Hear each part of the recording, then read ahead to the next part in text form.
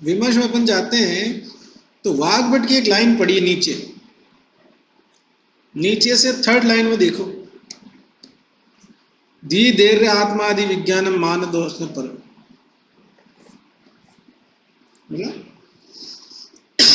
तो मानस रोगों की चिकित्सा का जो वाग्भट का श्लोक है वो चरक जैसा है। नेक्स्ट आगे बढ़ते हैं, और यहाँ पर एक इंपॉर्टेंट चीज आती है जिसके लिए अपन बात करेंगे अभी। वो चीज है त्रिदोषों के बारे में, सुनना ध्यान से।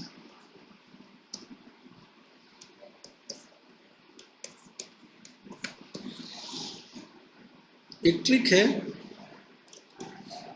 जी के शर्मा 1-18-20, जी फॉर गुण, के फॉर कर्म, एस फॉर स्थान। त्रिदोषों के गुण चरक सूत्र 1, त्रिदोषों के कर्म चरक सूत्र 18, त्रिदोषों के स्थान चरक सूत्र 20। जहां पर इनके गुण बताए गए हैं वहीं पर इनकी चिकित्सा भी बताई गई है। ठीक, सबसे पहले वायु के लिए, और उससे भी इंपॉर्टेंट बात, चरक ने वात पित्त और कफ तीनों के सात सात गुण बताए। वात के जो गुण हैं रुक्ष शीत लघु सूक्ष्म चल विशद खर, ये 7 बताए। और वाग्भट ने विशद को वायु का गुण नहीं माना है। वाग्भट ने विशद नहीं माना है, चरक ने माना है। ठीक, फिर इसकी चिकित्सा देखो, विपरीत गुणेर द्रव्येर मारुत संप्रसाम्यति, इन गुणों के विपरीत गुणों का प्रयोग करने से वात का शमन हो जाता है। ठीक, फिर उसके बाद में आगे बढ़ी,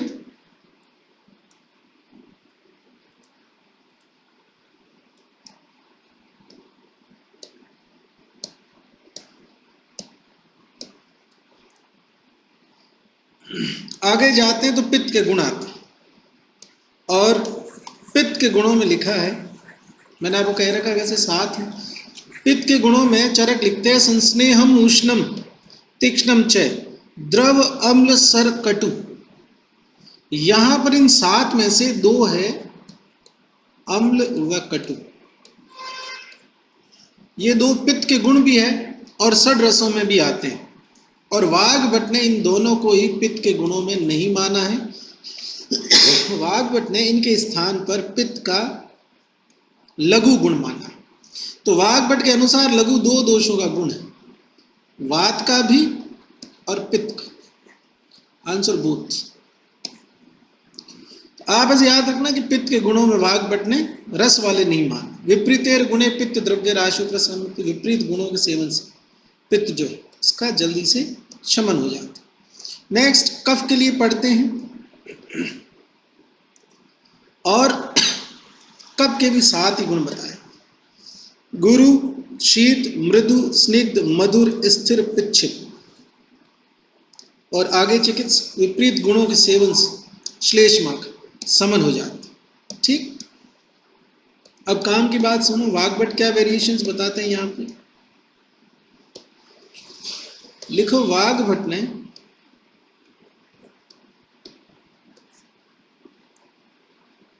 मृदु व मधुर के स्थान पर मंद व सलक्षण माना।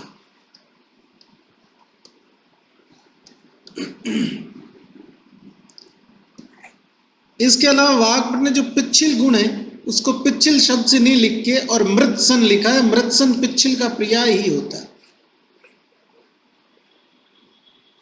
वाग्भट ने मृदु व मधुर के स्थान पर मंद व सलक्षण माना, और पिच्छिल को किस शब्द से बताया, मृतसन से। नेक्स्ट आगे बढ़ते हैं तो साध्य रोगों का चिकित्सा सूत्र लिखा है। सूत्र तो क्या है, सीधी सीधी बात जो है उसको कंक्लूड किया है कि वात, पित्त और कफ, इनसे उत्पन्न साध्य रोगों में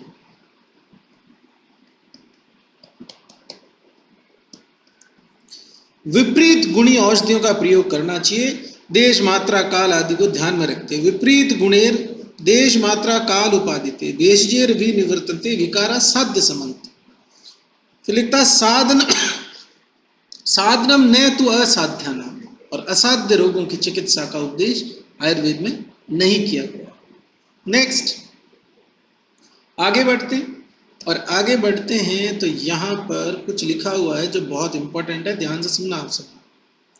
यहाँ पर लिखा हुआ है रस। चरक ने इस बात में रस को रेफरेंस लेके और अभी जो अपन श्लोक पढ़ेंगे वो बोला है, वाग्भट ने रस के स्थान पर द्रव्य शब्द का प्रयोग किया है केवल इस श्लोक के संदर्भ। लिखता रसनार्थो रसस्तस्य द्रव्यम आपशीतिस्तथा। लिखता है कि रस रसना के द्वारा ग्रहण किया जाता है।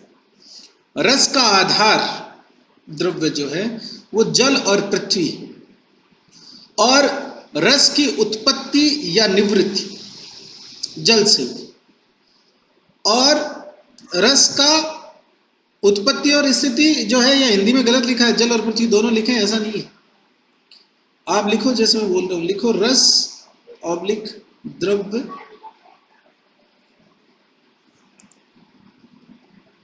योनि बराबर जल,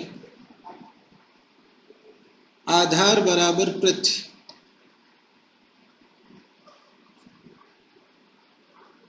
उत्पत्ति या निर्वृत्ति जल प्लस पृथ्वी दोनों।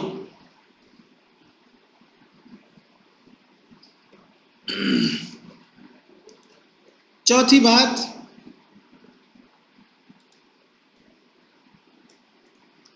रस या द्रव्य के संदर्भ में विशेष गुणों की उत्पत्ति।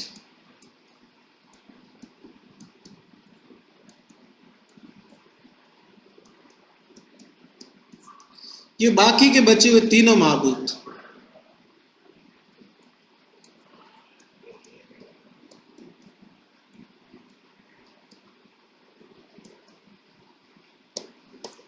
अब अगर चरक से क्वेश्चन आएगा तो आपसे पूछेगा रस की योनि है, आंसर करना है जल। रस का आधार पृथ्वी, रस की उत्पत्ति निवृत्ति जल पृथ्वी दोनों से, और रस में विशेष गुण उत्पन्न होते हैं बाकी के तीनों महाभूतों से, ऐसा आंसर करना है। अब अगर वाग्भट से पूछेगा तो रस के स्थान पर शब्द चेंज होकर क्या हो जाएगा, द्रव्य हो जाएगा। इसकी हिंदी गलत हो सकती है, विमर्श में भी गलत बातें लिखी हो सकती है, जो आपको लिखवाया है वो आपको याद करना है, वही सही। आगे देखो, षड रस लिखे हुए, यहाँ लिखता है स्वादु अम्ल अथय लवणम कटु तिक्त एव च कषायो षटको अयम रसानाम संग्रह स्फुट। 6 रसों का संग्रह। वाग्भट ने भी रस 6 ही माने, पर सीक्वेंस चेंज है। वहां पर मधुर, अम्ल, लवण, तिक्त, कटु, कटु को उसने उष्ण शब्द से डिनोट किया श्लोक में, और कषाय। और चरक के अंदर तो जैसे अपन याद करते हैं 1 2 3 4 5 6 मधुर, अम्ल, लवण, कटु, तिक्त, कषाय। नेक्स्ट देखिए, रसों की 2 शामकता। वैसे ही बता देता हूं मैं आपको, वैसे आपको पता है। 6 रस है, मधुर, अम्ल, लवण, कटु, तिक्त, कषाय। पहले सिर्फ वर्धक रस पढ़ते हैं, जैसे वात वर्धक रसों की बात करें तो ये वात वर्धक रस, पित्त वर्धक रसों की बात करें तो ये पित्त वर्धक रस, और कफ वर्धक रसों की बात करें तो ये कफ वर्धक रस। शमन की बात करें तो जो कफ की वृद्धि करता है वो वात का शमन भी करता है, और जो वात की वृद्धि करता है वो कफ का शमन भी करता है। पित्त के संदर्भ में पित्त शामक रस को अपन तमक से याद करते हैं। तिक्त, मधुर, कषाय। वही लिखा हुआ है स्वादु अम्ल लवणाम वायु कषाय स्वादु तिक्त जयंत पित्तम, श्लेषमाणम कषाय कटु तिक्त का। फिर कटु अम्ल लवण पित्त वर्धक, स्वादु अम्ल लवण कफ वर्धक, कटु तिक्त कषाय कोपयति समीरण। फिर उसके बाद में षड रसों का पंच महाभूतों से संबंध।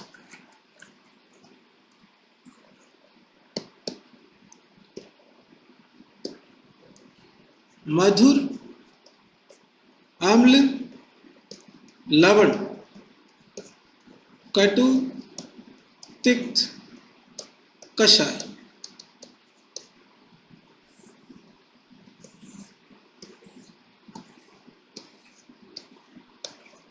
और चरक, सुश्रुत, वाग्भट तीनों का सेम है, किताबों में गलत लिखा हुआ है।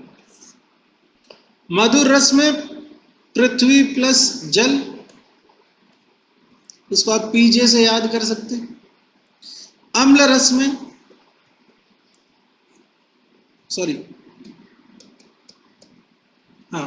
अम्ल रस में पृथ्वी प्लस अग्नि,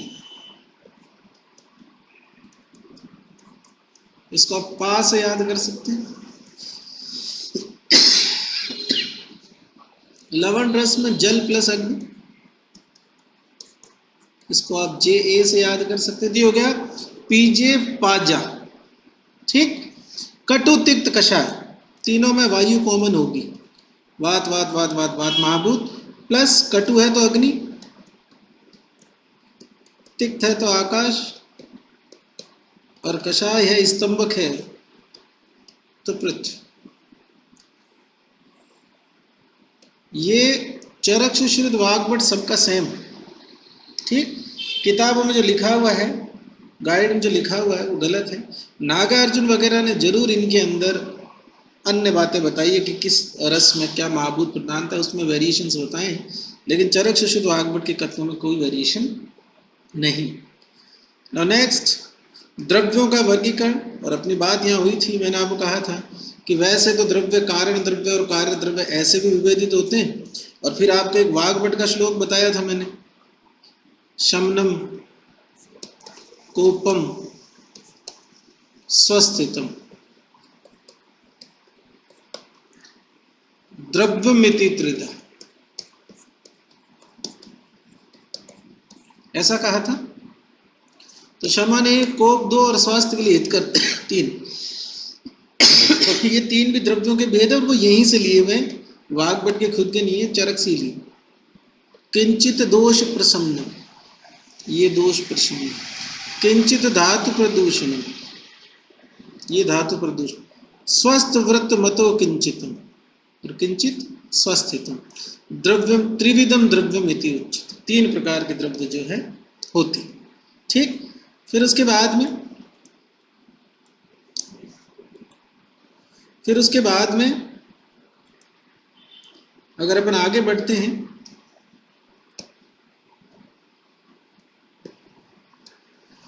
तो अगले पेज उत्पत्ति के आधार पर पुनः द्रव्यों के भेद लिखेंगे, और वहां पर द्रव्यों के तीन और भेद हैं, जांगम, औद्भिद, पार्थिव।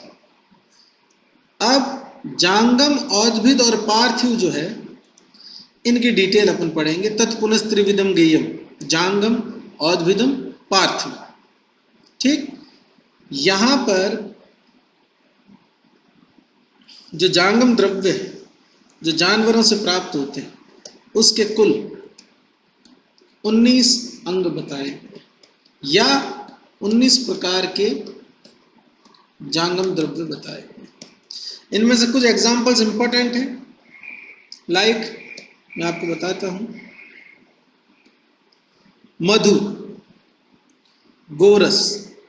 तो मधु जो है वो मधुमक्खियों से मिलता है, जानवरों से, जीव जंतुओं से, जीवित जीव से मिलता है, इसलिए मधु को इसमें रखा। गोरस डेयरी प्रोडक्ट जितने भी। पित्त,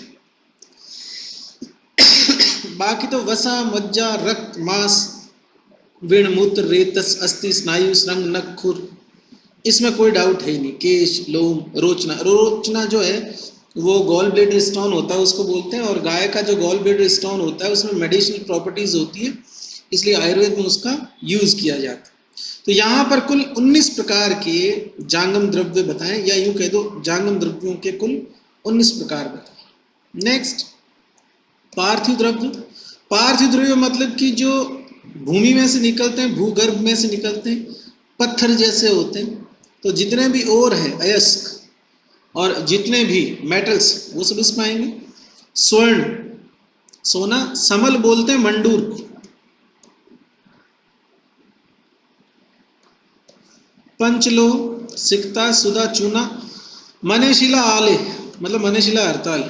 मणि, जितने भी ये हीरे वगैरह होते हैं वो। नमक, गैरिक, अंजन, ये सब।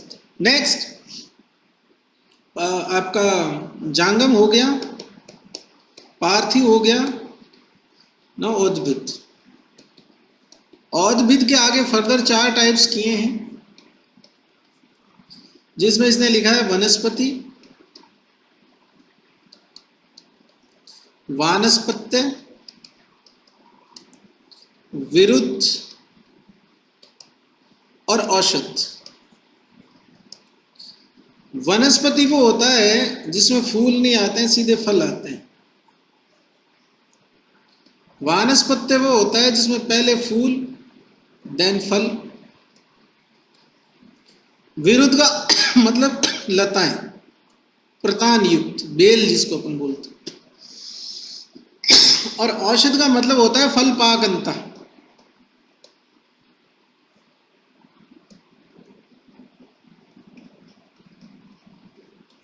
मतलब फल के पकने पर जो औषध है, वो पादप है, वो नष्ट हो जाए। लिखता औद्भिदम तु चतुर्विधम वनस्पति विरुद्ध वानस्पत्य औषधि। फिर लिखता है फलेर वनस्पति, जिसमें केवल फल लगे, वो वनस्पति। पुष्पेर वनस्पति, पुष्पेर वानस्पत्य फलेर, वानस्पत्य में पुष्प और फल दोनों लगते हैं। औषध, फल पाकंता।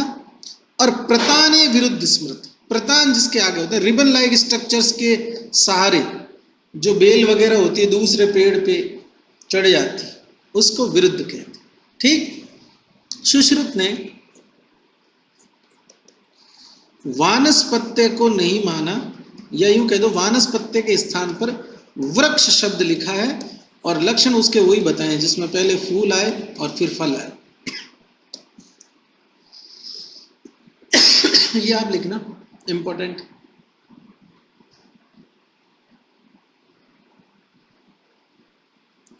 हु यूज्ड, समझ नहीं आ रहा कुछ। डॉक्टर स्वाति ने कुछ पूछा है। पटु, ओके। पटु बोलते हैं लवण रस को,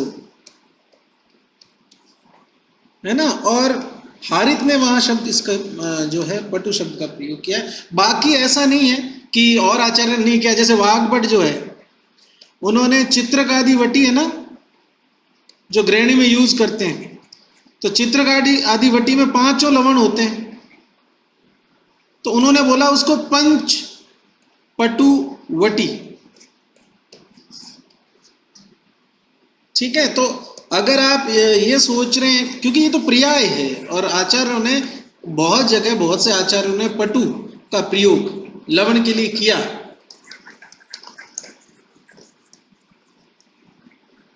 ठीक। अब आगे बढ़ते हैं।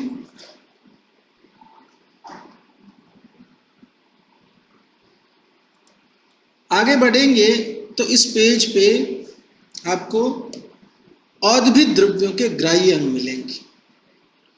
औद्भिद द्रव्यों के यहाँ कुल 18 ग्राह्य अंग बताए गए, या यूं कह सकते हैं 18 प्रकार के औद्भिद द्रव्यों की बात यहाँ की है। अब आप जानते हैं जो पेड़ पौधों से मिलते हैं वो सब किस में आएंगे? औद्भिद में। मूल, त्वक, सार, निर्यास, नाल, स्वरस, पल्लव। पल्लव मतलब पत्र, पत्ते जिसको आप बोलते हैं। एक यहाँ बहुत इंपॉर्टेंट चीज है, क्षार व शीर। अब सुनो गौर से, क्षार, ज्यादातर क्षार जो है वो वनस्पतियों से बनते हैं और उसमें पंचांग को जलाते हैं, फिर उसकी जो राख है उसके अंदर 6 गुना जल मिलाते हैं, फिर 21 बार छानते हैं, फिर उस पानी को गर्म करते जाते हैं, पानी सारा उड़ जाता है, लास्ट में जो व्हाइट पाउडर बनता है वो क्षार कहलाता है। ठीक, तो क्षार एक औद्भिद द्रव्य है, लेकिन अगर आपसे पूछ ले कि टंकण क्षार होता है तो फिर टंकण तो पार्थिव द्रव्य है, इसका क्षार तो क्या होगा? पार्थिव होगा। तो आप ऊपर नोट डाल के लिख लेना कि क्षार को चरक ने औद्भिद द्रव्यों में रखा है, लेकिन टंकण क्षार जो है वो पार्थिव है। इसके अलावा यहां पर एक शब्द लिखा है दूसरा, शीर। अगर डेयरी प्रोडक्ट्स की बात करेगा तो उनके लिए गोरस शब्द यूज करेगा और ये जांगम है। लेकिन अगर शीर बोल रहा है इसका मतलब लेटेक्स की बात कर रहा है, जैसे अर्क शीर, स्नूही शीर, इस तरह से। क्लियर है? आगे एक वर्ड आता है भस्म। देखो, अगर भस्म के साथ में किसी पार्थिव द्रव्य का नाम है, जैसे हड़ताल भस्म लिखा हुआ है, ये तो पार्थिव ही जाएगी। लेकिन अगर पूछ ले कि चरक के अनुसार भस्म है तो फिर औद्भिद करना। ठीक, नेक्स्ट आगे बढ़ते हैं मूलिनी और फलिनी के बारे में।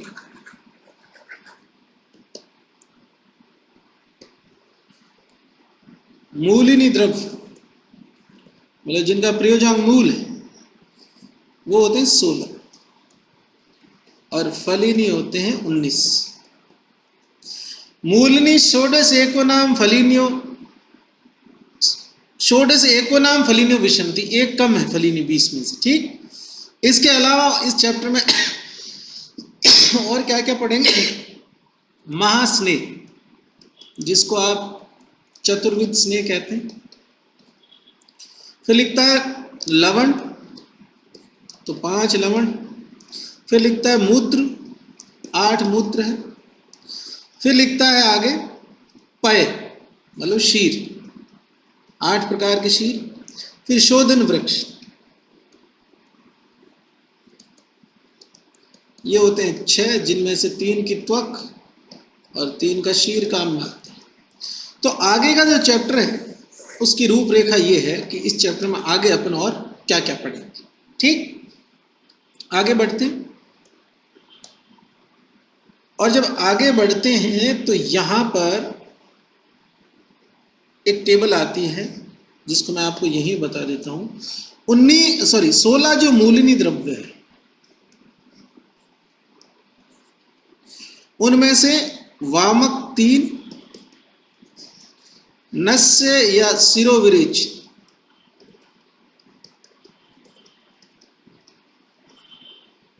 2 और विरेचक 11। 3 वामक द्रव्य हेमवती, क्षणपुष्पी और बिंबी,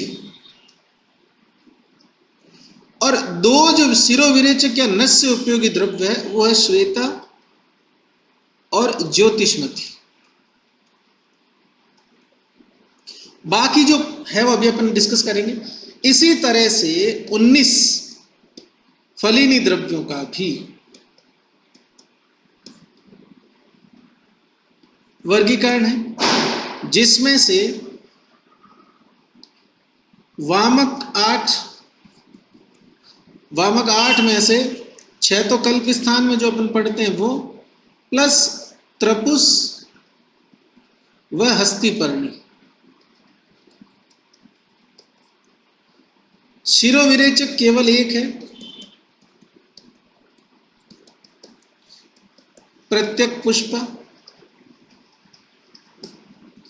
एंड रिमेनिंग जो 10 है वो विरेचक। अब ये जो डिटेल है इसी के बारे में अपन श्लोक में पढ़ेंगे। सबसे पहले कुछ एग्जाम्पल्स अपने को याद करने हैं कि मूलिनी कौन सा है, फलिनी कौन सा है, कुछ इनका वर्गीकरण करेंगे तो याद रह जाएगा। ठीक है, लिखता है यहां पर 16 मूलिनी द्रव्य, हस्ती, दंती, हेमवती, फिर उसके बाद आप जानते हैं श्यामा और त्रिवत की मूल काम में आती है, मिला। फिर उसके बाद में आगे लिखा है सप्तला, एक चैप्टर है पूरा कल्प स्थान का, सप्तला, संखिनी, ये दोनों ही विरेचक है। सप्तला की मूल काम में आती है, संखिनी का फल काम में आता है विरेचक। आप ऐसे याद रख लें, सप्तला बराबर मूला और शंख की आकृति फल जैसी। फिर उसके बाद आगे लिखता है प्रत्यक श्रेणी, जो बोल रहा हूं निशान लगाना, ज्योतिषमती, बिंबी, क्षणपुष्पी, अजगंधा और द्रवंती। अब 16 में से खास खास अपने याद की। फिर अगले कोटेशन लिखता है क्षणपुष्पी, बिंबी च छदने हेमवती अपि वमन हेतु। 16 में से 3 काम की, क्षणपुष्पी, बिंबी और हेमवती। एक पेशेंट रिपोर्ट देखते हैं। फिर उसके बाद में आगे लिखता है श्वेता ज्योतिषमती च शीर्ष विरेचन। शीर्ष विरेचन या शिरो विरेचन 2, कौन कौन से, श्वेता और ज्योतिषमती। फिर जो 11 शेष बच गए वो क्या है, विरेचक। यहां पर अभी जो अपनी बात हुई इसके अंदर एक चीज ध्यान देने वाली है, और वो चीज है ये, एक कंपैरिजन करते हैं, उससे 2-3 चीजें अपने को याद होगी। फर्स्ट, हस्ती दंती, इसके जैसे एक द्रव्य होता है हस्तिपर्णी। एक है प्रत्यक श्रेणी, एक है प्रत्यक पुष्प। ठीक, ये हस्ती दंती मूलिनी है, हस्तिपर्णी फलिनी। ये प्रत्यक श्रेणी मूलिनी है, ये प्रत्यक पुष्प फलिनी। अब फलिनी को अगर अपन ऐसे लिखें PHALANI, तो ध्यान से देखो, हस्ती दंती, हस्ती पर्णी, प वाला फलिनी की तरफ, और प्रत्येक श्रेणी प्रत्येक पुष्प इधर भी प वाला फलिनी। तो आप पी से याद करके और 4 चीजें याद कर सकते हो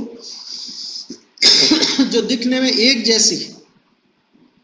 तो हस्ती दंती मूलिनी, हस्ती पर्णी फलिनी, प्रत्येक श्रेणी मूलिनी, प्रत्येक पुष्प फलिनी, इस तरह से याद कर सकते हैं। आगे बढ़ते हैं।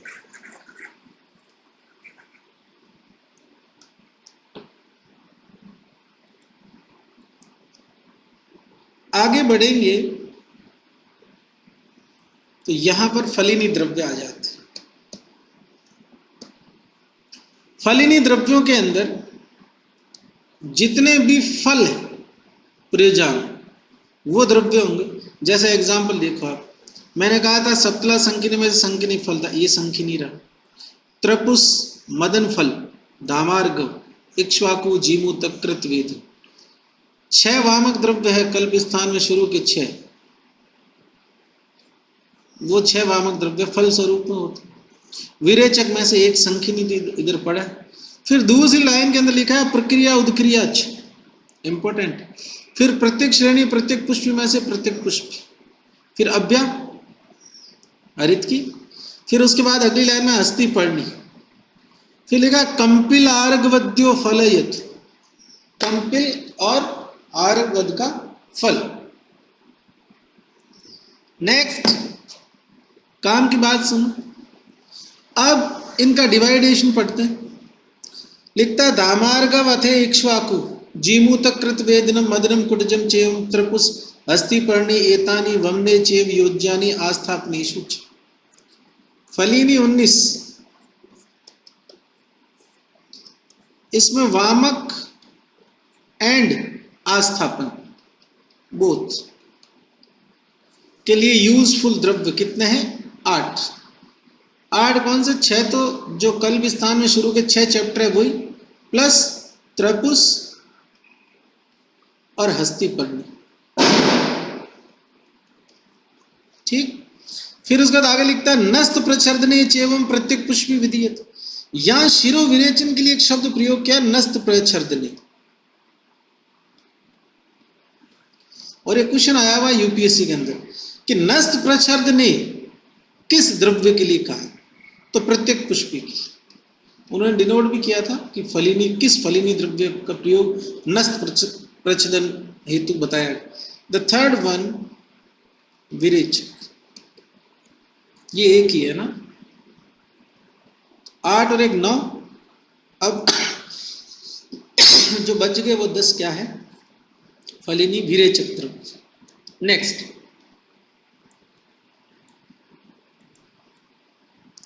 आगे देखो,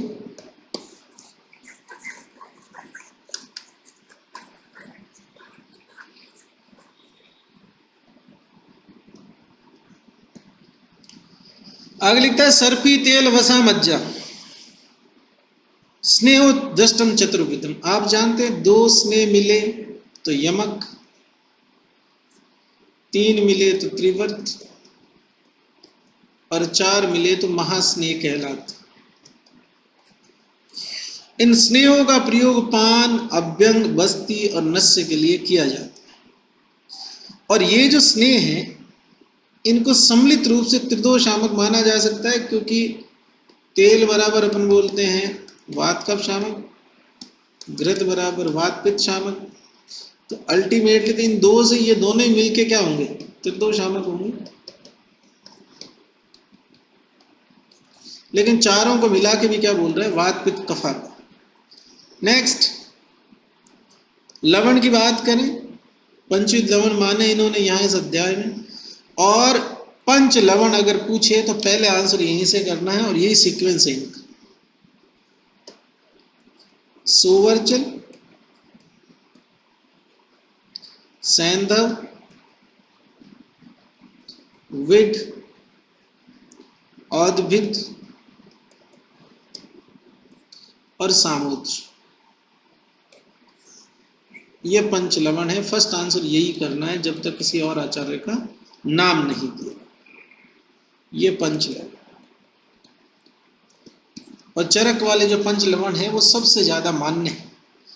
एक और चीज यहां पर ध्यान देने योग्य है और वो है रस रत्न समुच्चय ने षड लवण माने।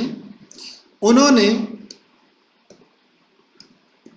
औद्भिद के स्थान पर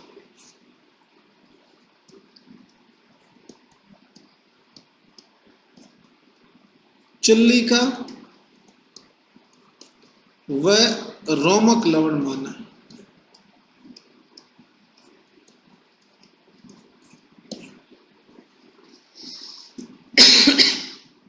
लवण के सामान्य प्रयोग या गुणों की बात करें तो यहां से कभी कभार क्वेश्चन में लाइन आती है एग्जाम में, लिखता है स्निग्धानि उष्णानि तीक्ष्णानि। आप जानते हैं कि शुरू के 3 रस कफ वर्धक होते हैं, इसलिए स्निग्ध लवण को लिखा जा सकता है। उष्ण तीक्ष्ण होगा क्योंकि अग्नि महाभूत इसमें है। फिर दूसरी लाइन में लिखता है अधो भागे ऊर्ध्व भागे निरुहेसु अनुवासनेसु। पंचकर में इसका प्रयोग होता है, ऊर्ध और अधे भाग के शोधन में, निरु में और अनुवास। फिर आगे लिखता है अभ्यंग भोजनार्थम शिरस विरेचनम। अब अभ्यंग में और शिरो विरेचन में तो और कोई भी यूज हो सकता है, लेकिन भोजनार्थ लिखा है तो लवण है।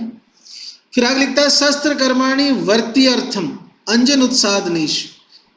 उदावर्त के अंदर वर्ती लगाते हैं अपन और उसका एक घटक लवण भी होता है। ठीक। लास्ट लिखता है गुलमे शूले तथो उदरे। अब ध्यान से सुनो,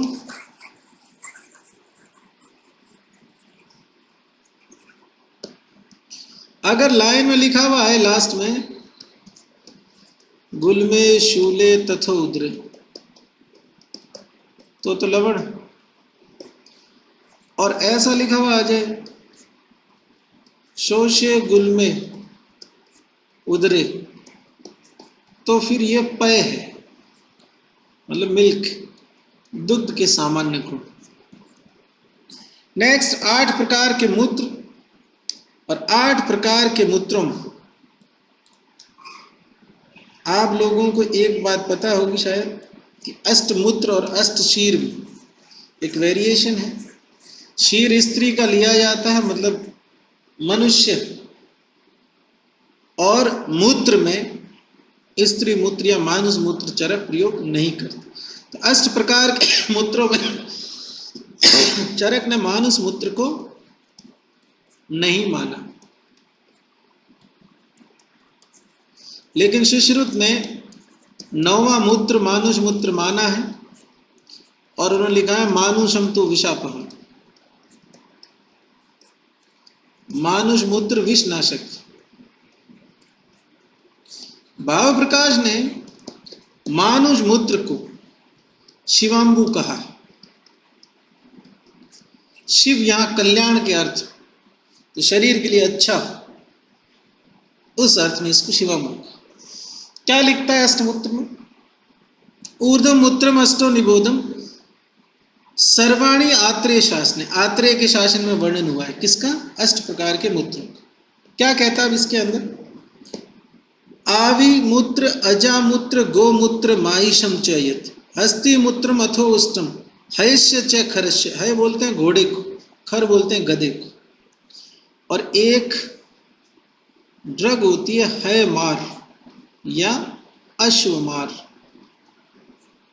ये किसका पर्याय है? कनेर का। कनेर का पर्याय है मार या अश्वमार। नेक्स्ट 8 प्रकार के मूत्रों के बारे में बात करते हैं। पहले उनके सामान्य गुण पढ़ते हैं।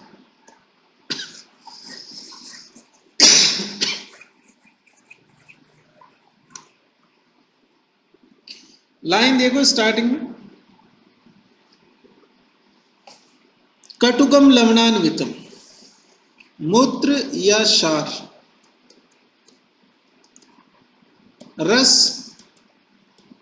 कटु, अनुरस लवण, दलहन इसका उल्टा।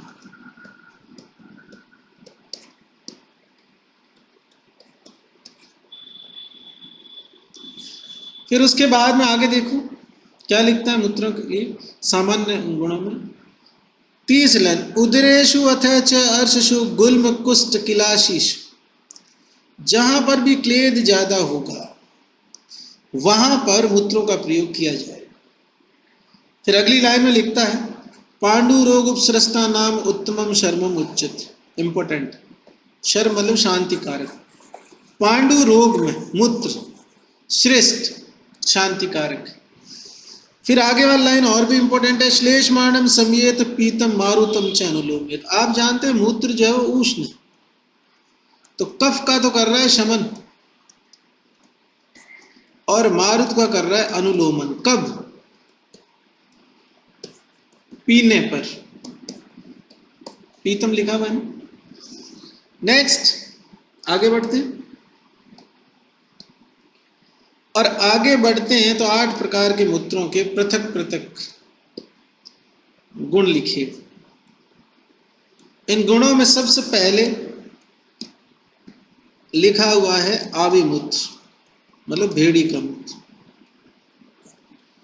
इसमें लिखा है स तिक्तम शात स्निग्धम पित्त अविरोधी। तिक्त प्लस पित्त अविरोधी, मतलब पित्त को शमित नहीं करेगा तो बढ़ाएगा।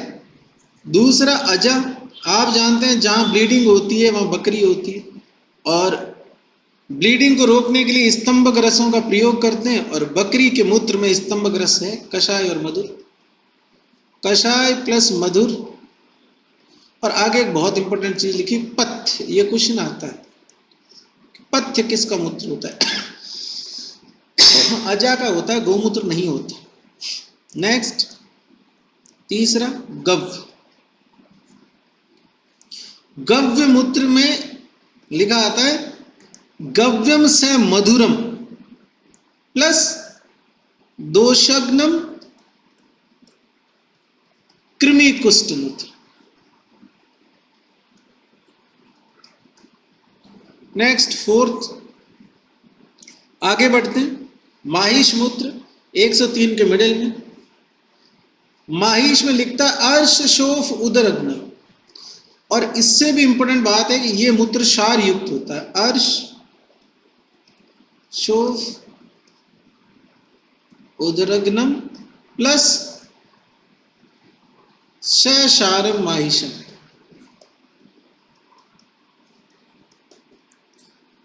आगे बढ़े, हस्ती का मूत्र, हास्तिक मूत्र जो है उसमें लिखा है लवणम मूत्र,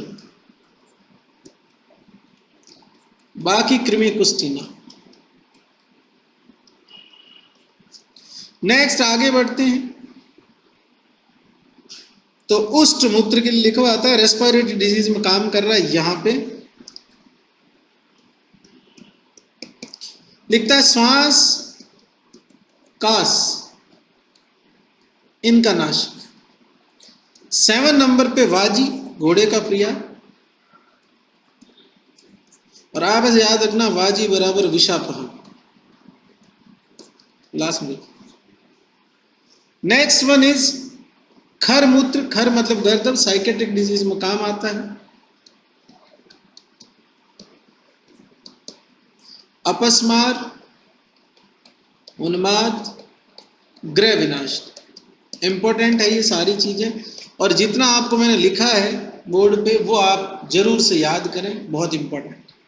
ठीक, 8 प्रकार के मूत्र हैं। अगर अपन रिपीट करना चाहें तो पथ्य बराबर अजा का, पित्त अविरोधी उसका आवी का, और स मधुरम कृमि कुष्ठ वाला गाय का, माइज वाला क्षारीय होता है, अश वगैरह में उपयोगी,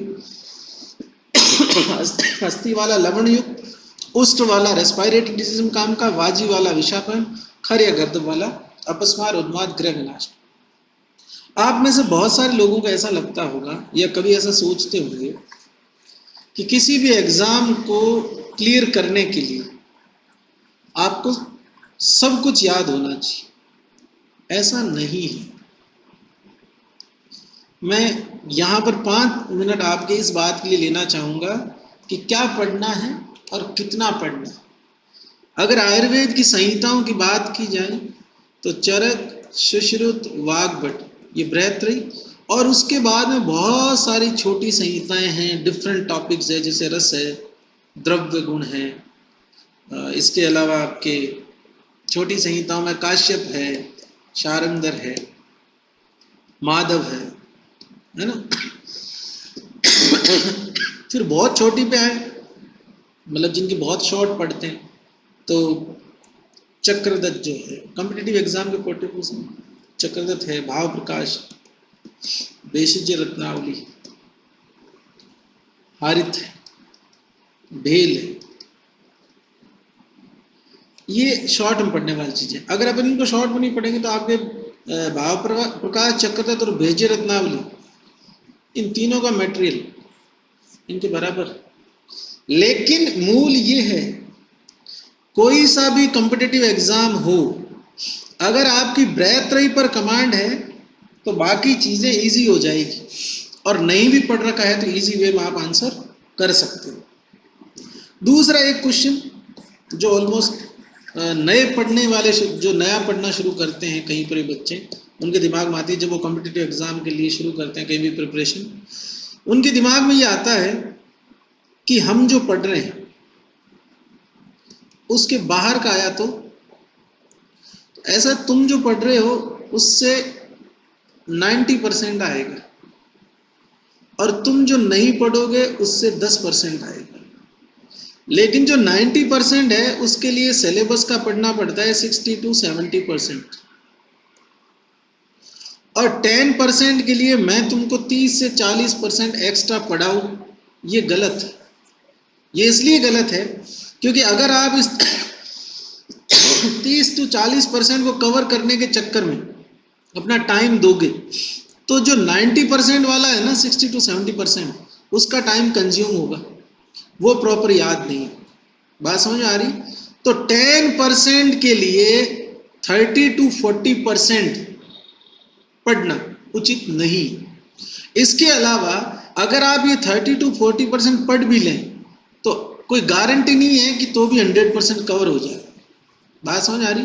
क्योंकि यहाँ आयुर्वेद प्लस मॉडर्न भी तो है। फिर उसके बाद इतने सारे ग्रंथ और टीकाएं, हालांकि टीकाओं के क्वेश्चन ABCD लेवल पे बच्चों को नहीं देने चाहिए, मैं बहुत बार उनको लिख भी चुका हूँ, पर फिर भी वो देते हैं, 1-2 क्वेश्चन टीका का आ जाता है। तो मेरे कहने का मतलब है आप कहीं पर भी पढ़ें, किसी से भी पढ़ें, चाहे सेल्फ पढ़ें, लेकिन क्या पढ़ना है ये इम्पोर्टेंट है, पर क्या नहीं पढ़ना ये उससे भी ज्यादा इम्पोर्टेंट है। रीजन क्लियर है, टाइम लिमिटेड है, छंटनी करनी आनी चाहिए आप कि ये मुझे जो है इसमें से इतना ही पढ़ना है, इसमें से ये चीज आती है ये पढ़ ली। इस अगर A to लेके Z तक सब कुछ अगर कोई पढ़ा रहा है, फिर वो क्या कोचिंग कर रहे हो आप, और वो क्या कोचिंग करवा रहा है। और ये पक्की बात है कि जब आपका एग्जाम होगा तो आपको पता चल जाएगा इस बात का कि क्वेश्चन हमेशा वही आते हैं जो पढ़ाए जाते हैं, और जो तुम पढ़ोगे उसके अंदर से मैं 90 बोलता हूं, आएगा 95%। बात समझ आ रही? तो 5-10% के लिए सिलेबस को 1.5 गुना से भी ज्यादा करना समझदारी नहीं। इसलिए जितना भी आपको पढ़ाया जाए, या जो लोग कंटिन्यू करेंगे उनके लिए वो भी सुने, चाहे जो नहीं कर रहे वो भी सुने, कि आपको मान लीजिए श्लोक है, इसमें से जितना बोला गया है ना कि ये पढ़ना है, वो बहुत जरूरी है पढ़ना। अब मैंने ये पढ़ा दिया, फिर तुम इसकी हिंदी भी याद कर रहे हो या इसके विमर्श में भी जा रहे हो और उसको पूरा रट्टा मार रहे हो, तो फिर यूजलेस फिर वो तरीका गलत है। बहुत सारे बच्चे महीना भर कोचिंग कर लेते हैं, फिर पूछते हैं कि सर ये जो आप पढ़ा रहे हो सिर्फ वही पढ़ना है, विमर्श वाला भी पढ़ना? अरे भाई, विमर्श में जो पढ़ना होता है वो मैं पढ़ा देता हूँ। और ये मुझे याद क्यों आया, आज किसी स्टूडेंट ने, जो दूसरा बैच चल रहा है ना, जो पहले शुरू हुआ, उसमें से किसी ने पूछा, उसमें 25-26 चैप्टर 25 के आसपास चल रहा है शायद, तो वहां किसी ने मेरे को बोला कि मैंने तो जो लिखा वो सारा पढ़ रहा हूँ। सारा नहीं पढ़ना, जितना बोला है उतना ही पढ़ना है, और वो उतना सफिशिएंट। इसके अलावा डिटेल नॉलेज चाहिए तो आप जब गवर्नमेंट जॉब में हो जाओ, जब PG कर ले लग जाओ, तो उस टाइम पे आप खूब आराम से पढ़ना, टीकाएं पढ़ना, मूल संहिताओं की, अलग अलग राइटर की पढ़ना। यहाँ पर टाइम लिमिटेड है और कॉम्पिटिटिव एग्जाम है, तो आपको उतना ही पढ़ना है जितना बताया जाए। लास्ट डेमो क्लास आपकी कल है, कल अपन मिलते हैं। जैसे भी पढ़ना, जो भी पढ़ना, लेकिन तरीका जो अपना है ना वो सही रखना। और दूसरा, जिससे भी पढ़ो, पूरे साल पढ़ने के बाद में जो एग्जाम का लास्ट का 1 महीना या 2 महीना बचे ना, उसके बाद में जिस टीचर से आपने पढ़ा है उसी का मटेरियल और उसने जो बताया है वही तरीका, ये फॉलो करना। लास्ट टाइम पे जाके नई किताब, नए नोट्स, या आपके साथ जो कंपटीशन दे रहे हैं वो नई कोचिंग के या नए दोस्त मत बनाना। रीजन क्लियर है कि तुम जो पूरी साल जिस पैटर्न को फॉलो करोगे उसमें हर कोचिंग इंस्टीट्यूट अपनी तरफ से अपने स्टूडेंट को बेस्ट देने की कोशिश करता है, तो तुमको ऑलमोस्ट सारा मटेरियल देने की कोशिश करेगा। अब एंड टाइम पे अगर आपको मान लीजिए उसने 2 से 4% वो नहीं दे पाया हो, और आपको कोई नई बुक मिल जाए, नई गाइड मिल जाए, नए नोट्स मिल जाए, तो आप डिप्रेशन में चले जाएंगे। कि यार ये तो मेरे को बताया ही नहीं, ये तो मैंने पढ़ा ही नहीं। और ये चीज़ पर्सन टू पर्सन वेरी करती है, कोचिंग टू कोचिंग वेरी करती है। 2-4% जो चीज़ें होती है वो फ्लैक्चुएट करती है। किसी कोचिंग के नोट्स में वो 2-4% चीज़ें नहीं है तो उनकी जगह कुछ और है। तो मेरे कहने का मतलब है कि लास्ट टाइम पर books, guide, notes, study material पढ़ने का तरीका नया अडप्ट मत करना, वही रखना। हालांकि ये आगे 7-8 महीने होने वाली बात है, लेकिन फिर भी आपके लिए एडवाइस है, एक आप मानेंगे तो अच्छा रहेगा। कल मिलते हैं लास्ट क्लास में, उसके बाद जिसको कंटिन्यू करना हो वो मेरे को इन्फॉर्म कर देना, ठीक है? चलो।